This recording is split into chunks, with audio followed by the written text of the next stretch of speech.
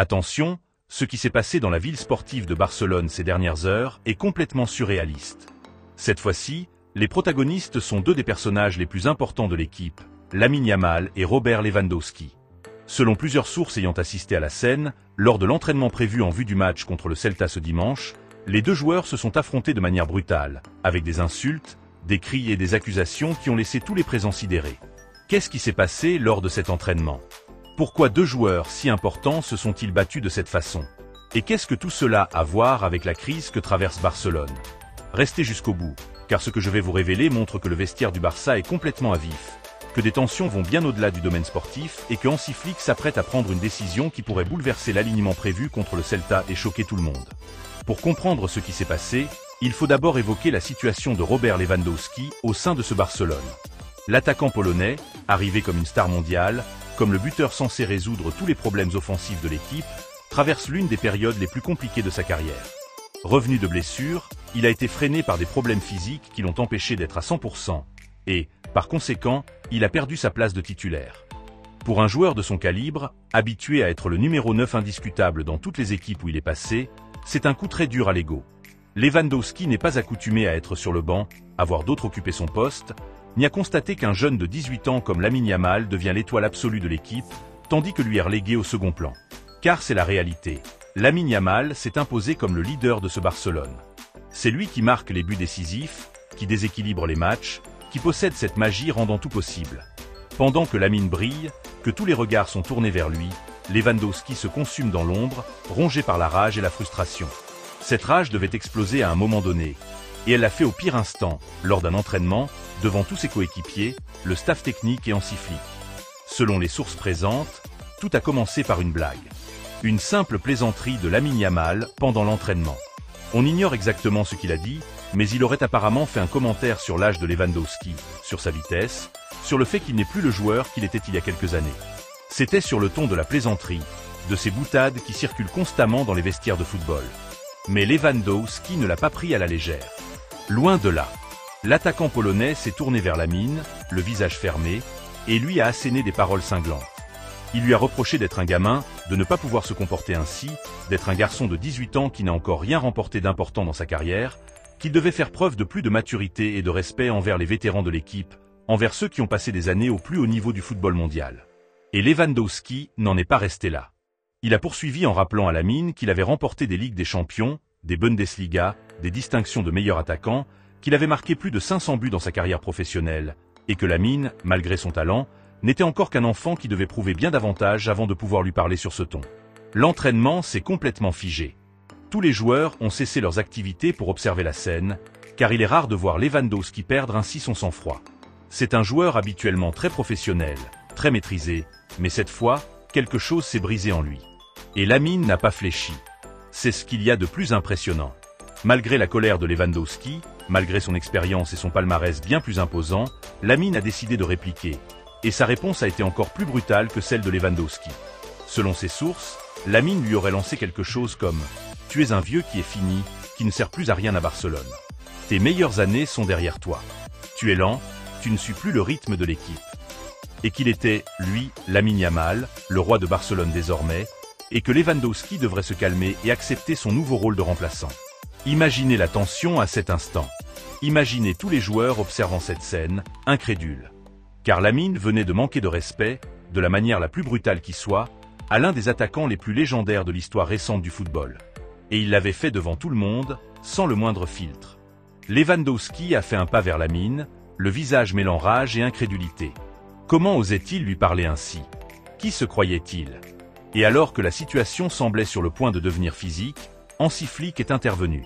L'entraîneur allemand s'est interposé comme un éclair entre les deux joueurs, les a séparés physiquement et s'est mis à leur crier dessus pour qu'ils se calment, que c'était inacceptable, que cela devait cesser immédiatement, qu'ils étaient à 2 jours d'un match crucial contre le Celta et qu'ils ne pouvaient tolérer que son vestiaire soit ainsi détruit, ainsi divisé. Et voici un point crucial qui explique pourquoi ce conflit a éclaté. La relation entre Lewandowski et Flick remonte à loin. Ils ont collaboré au Bayern Munich, ont connu de grands succès et remporté des titres majeurs. Mais, selon certaines informations, tout n'a pas toujours été idyllique entre eux. On dit que Lewandowski n'a jamais pardonné à Flick certaines décisions tactiques prises à des moments clés, certaines substitutions qu'il jugeait injustes. Lorsque Flick est arrivé à Barcelone et qu'ils se sont retrouvés, leur relation n'a jamais été pleinement fluide. Il y avait du respect professionnel, certes, mais pas cette connexion particulière qu'on aurait pu attendre entre un attaquant et son entraîneur. Aujourd'hui, avec Lewandowski qui perd sa place de titulaire, avec ses minutes de jeu qui diminuent match après match, ces anciennes tensions ressurgissent. Le Polonais a l'impression que Flick l'a trahi et que, malgré tout ce qu'ils ont accompli ensemble au Bayern, il le met de côté au profit de joueurs plus jeunes, comme Lamine. Voulez-vous savoir ce que Flick a dit à ces deux joueurs après les avoir séparés? Écoutez bien, car ce qu'il leur a lancé révèle que l'entraîneur est complètement désespéré face à la situation du vestiaire. Selon les témoins, Flick a réuni Lewandowski et Lamine au centre du terrain, devant tous les autres joueurs qui observaient la scène à distance, et leur a infligé une réprimande monumentale. Il leur a ordonné de cesser immédiatement, qu'il ne tolérerait plus aucun manque de respect entre coéquipiers.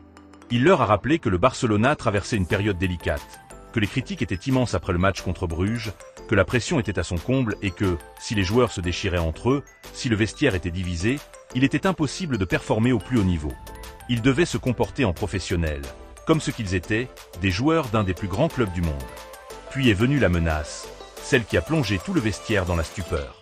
Flick leur a déclaré que, s'ils ne changeaient pas d'attitude, s'ils persistaient dans ce manque de respect, il n'hésiterait pas à les laisser tous deux sur le banc contre le Celta.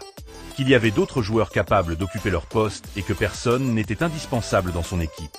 C'est brutal, car on parle de Lamine Yamal, le meilleur joueur du Barcelona cette saison, et de Lewandowski, une légende vivante du football.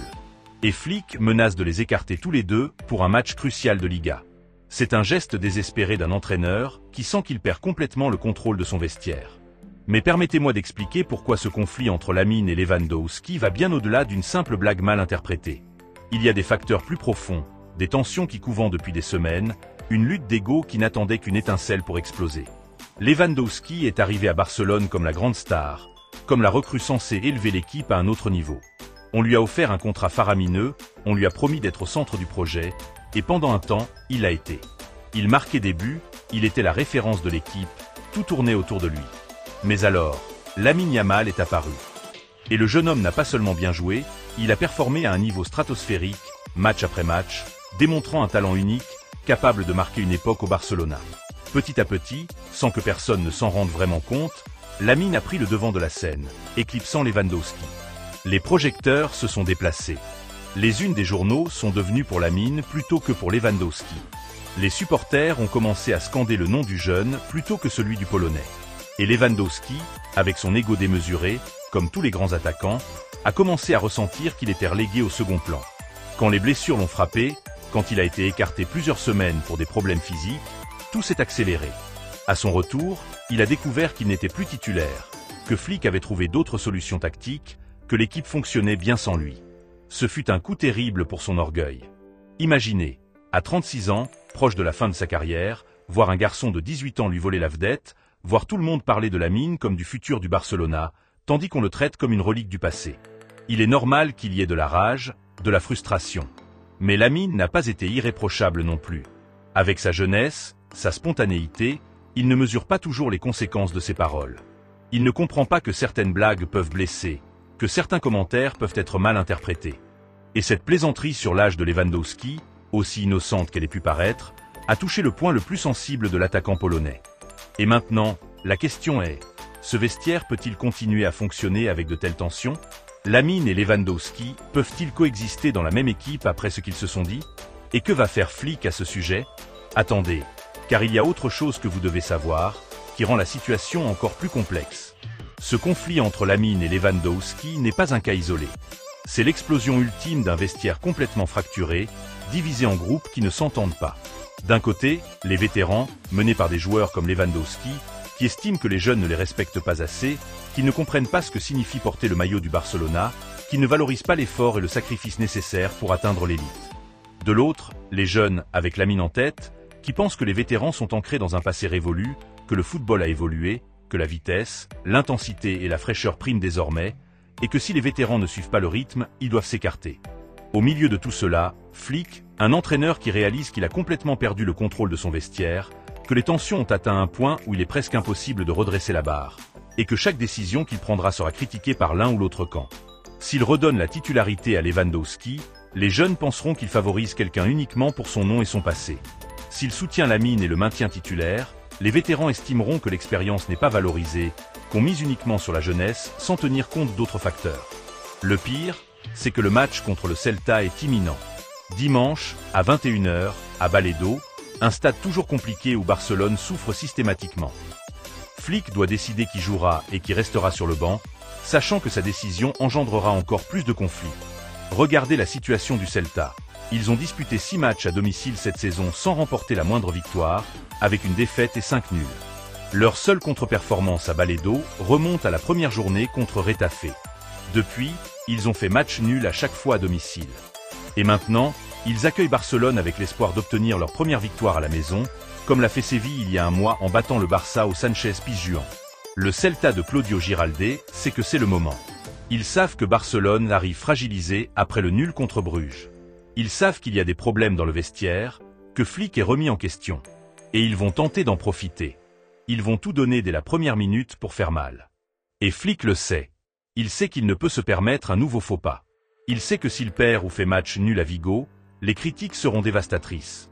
Sa place sera sérieusement menacée. Laporta lui a lancé un ultimatum après sa conversation avec Lamine. Les prochains matchs sont décisifs pour son avenir. Mais maintenant, il y a ce problème supplémentaire. Ces deux joueurs les plus importants se sont affrontés, et il a menacé de les laisser sur le banc. Va-t-il tenir parole? Va-t-il vraiment écarter Lamine et Lewandowski contre le Celta? Ce serait une décision très risquée, mais peut-être nécessaire pour affirmer son autorité. Et attention, car selon des informations récentes, Flick envisage sérieusement cette option.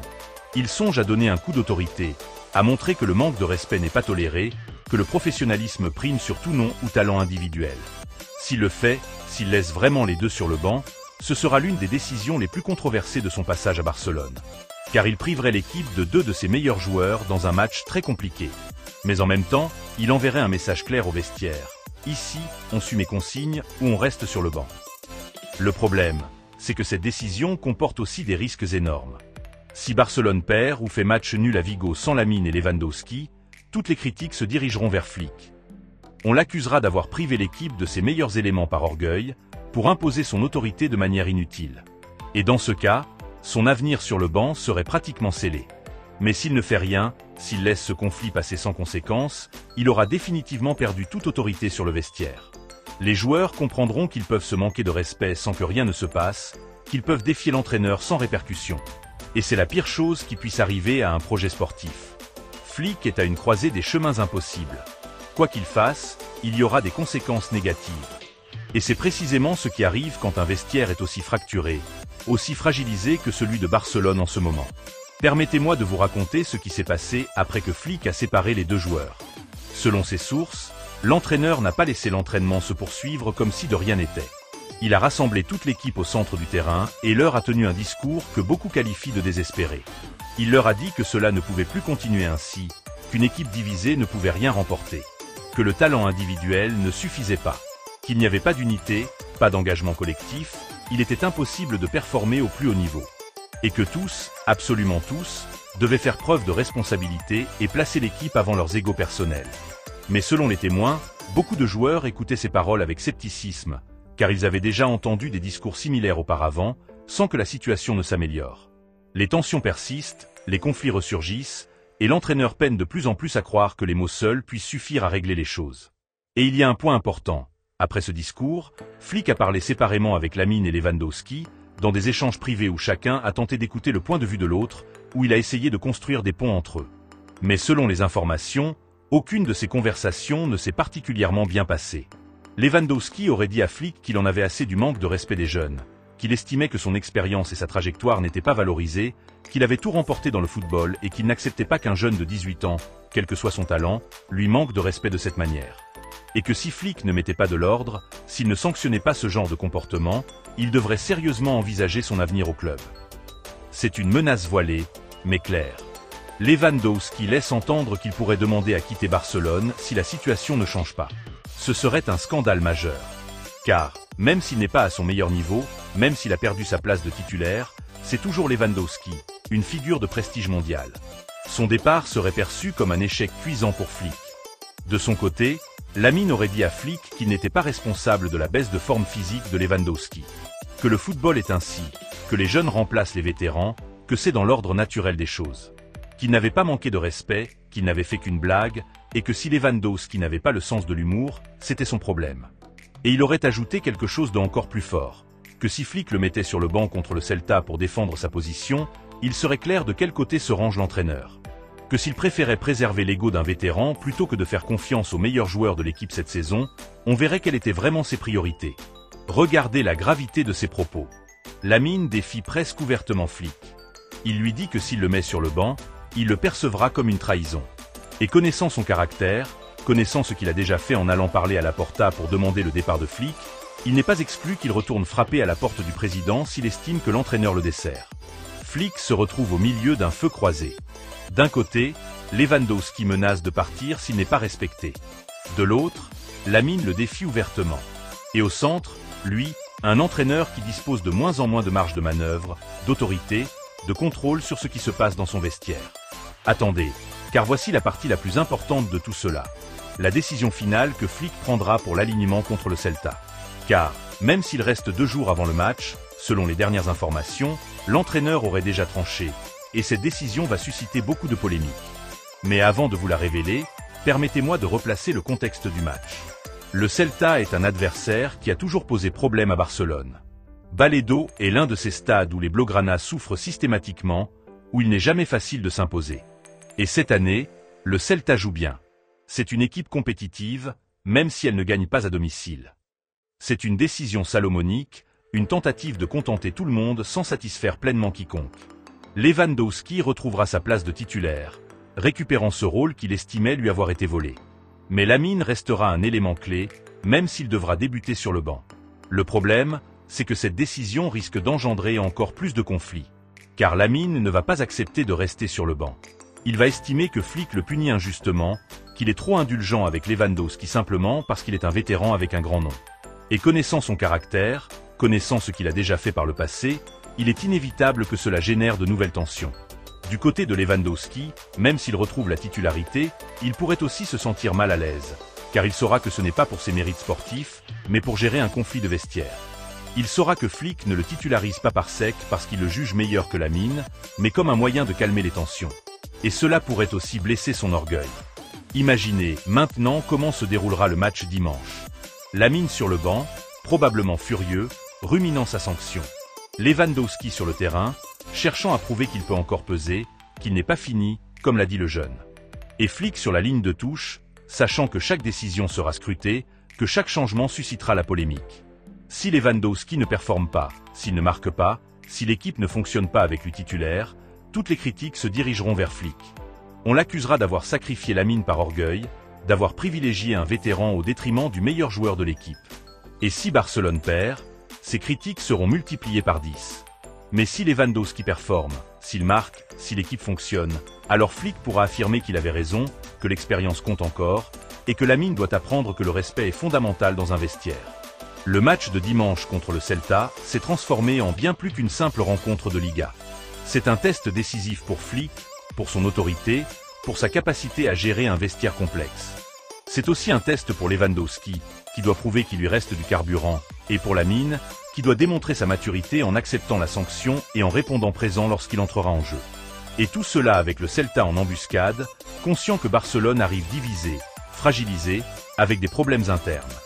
Giraldé aura vu toutes ces informations dans la presse, saura qu'il y a des tensions dans le vestiaire Blaugrana, et tentera d'en profiter.